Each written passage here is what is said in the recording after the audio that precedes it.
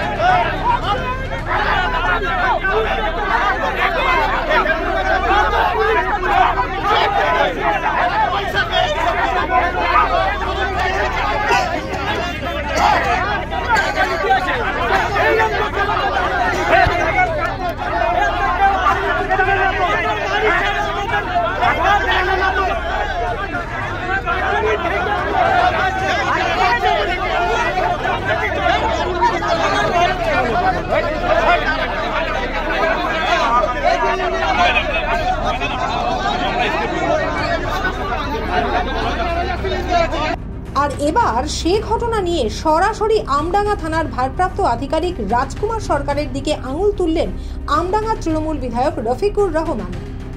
তাদের মজতে চলছে সেটা আমডাঙ্গার আইসি রাজকুমার সরকারই জিজ্ঞাসা করতে হবে যে কাদের মজতে চলছে। সমগ্র পুলিশ সমাজের উপর আমার কোনো অভিযোগ নাই।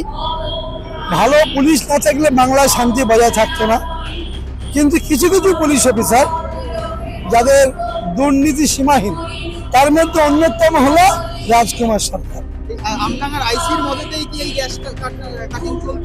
আমার রাজকুমার সরকারের মজুতেই চলছে। প্রসঙ্গত, পানিহাটির তৃণমূল পৌরপিতা অনুপম দত্ত হত্যাকাণ্ডের তদন্তের দায়িত্বে ছিলেন এই রাজকুমার সরকারই। বেশ কিছুদিন ছিলেন খড়দহ থানার ভারপ্রাপ্ত আধিকারিকও। আমডাঙ্গা থেকে শান্তনু বিশ্বাসের রিপোর্ট, 7 নিউজ নেটওয়ার্ক। আরও বিভিন্ন খবরের আপডেট জানতে হলে অবশ্যই সাবস্ক্রাইব করুন 7 নিউজ নেটওয়ার্ক চ্যানেলটি, কারণ আপনাদের একটা সাবস্ক্রিপশন আমাদের কাছে অত্যন্ত মূল্যবান।